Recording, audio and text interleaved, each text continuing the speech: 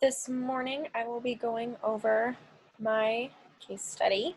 I've titled this The Realities of Age. My patients I had the opportunity to have for several weeks in a row, several days in a row, and I was able to kind of keep checking in on him. And I can really say that we as the respiratory therapists and me as the student and the doctors, we really did everything that should have worked for this patient. But in the end, the patient, due to the age that he was, just didn't survive. His body just couldn't handle it.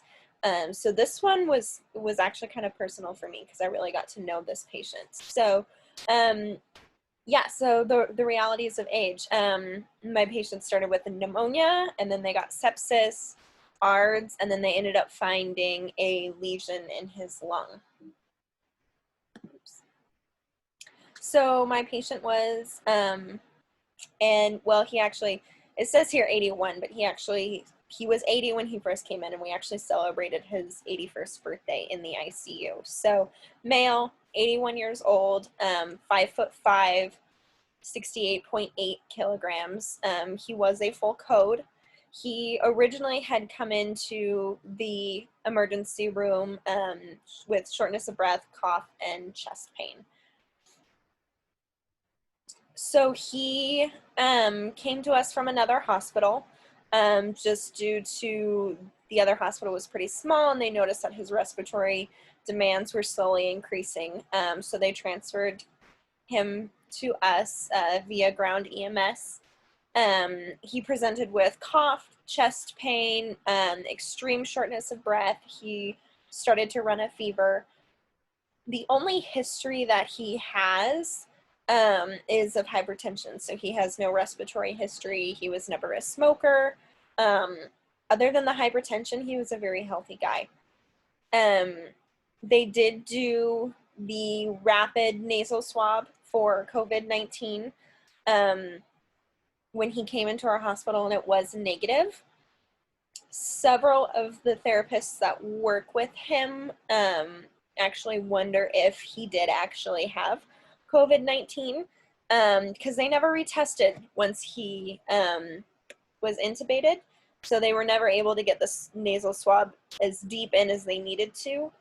So they're kind of wondering if that was maybe a false negative due to the incorrect testing, because he did show some of the signs.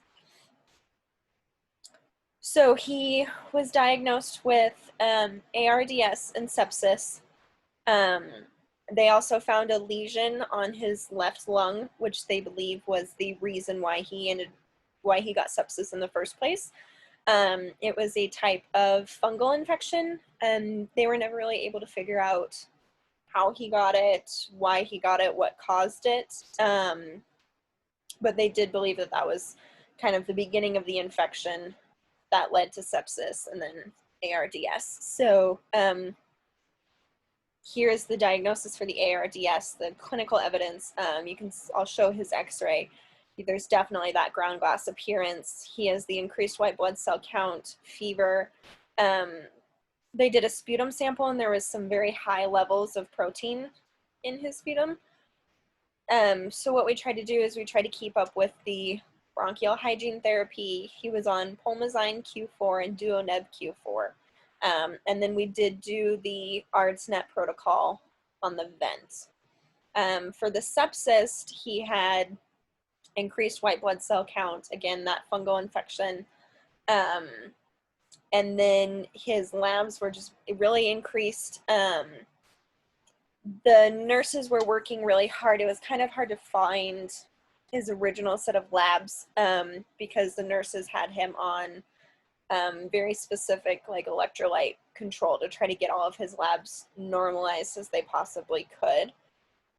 You can see that over here that they had him on that. They also had him on some pain control, a little bit of Lasix, and this Araxis is this antifungal medication, and that was to hopefully try to treat that lesion.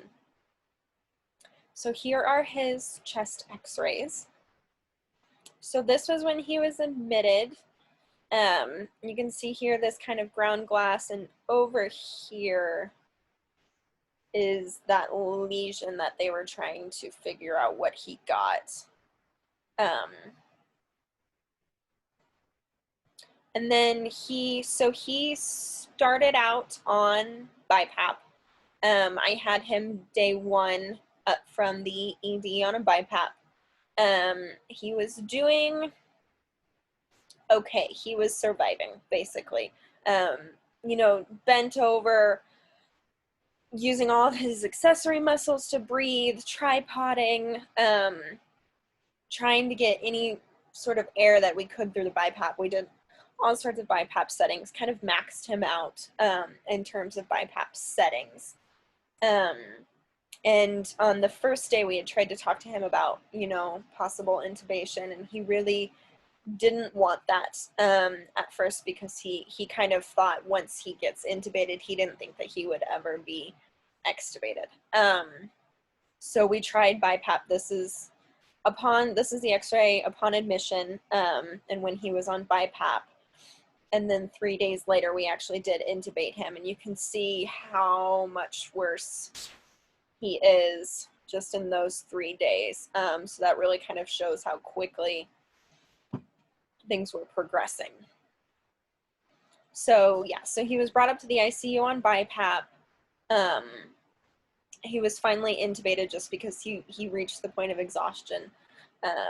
His heart rate was extremely high. He was extremely short of breath, respiratory rate in the 30s, 40s.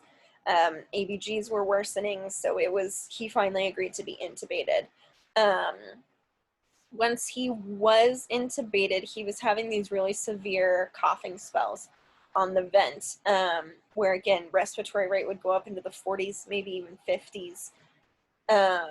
And then his tidal volumes would shrink, and then he would be so exhausted from those coughing spells, we could hardly even ventilate him, even on the ventilator.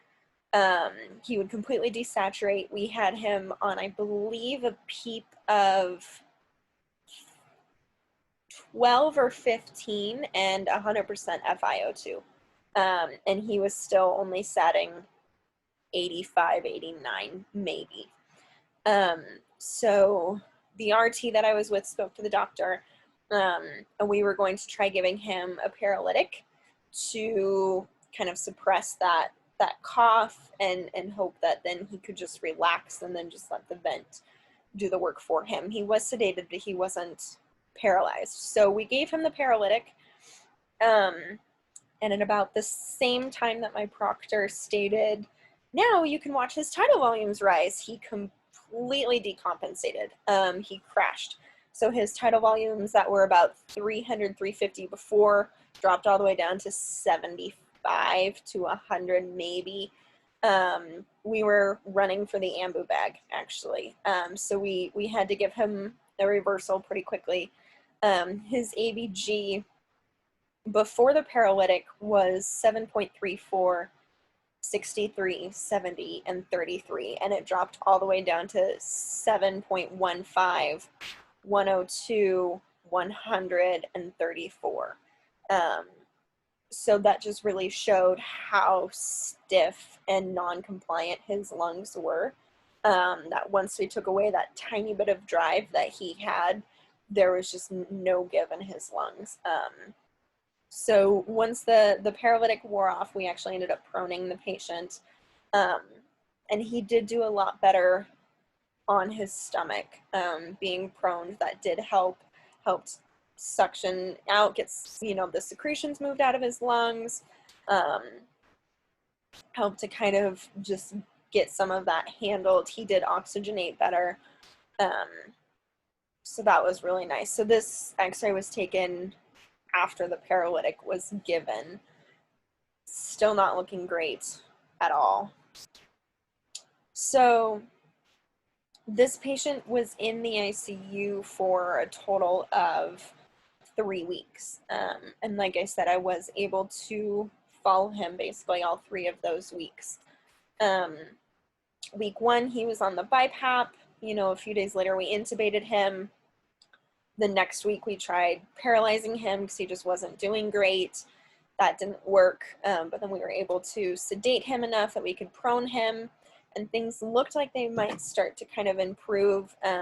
They were getting that infection under control, but the patient just never really was recovering. So by about 2.5 weeks, the doctors kind of had a discussion with the family. You know, we celebrated the patient's 81st birthday, taped balloons to his ventilator.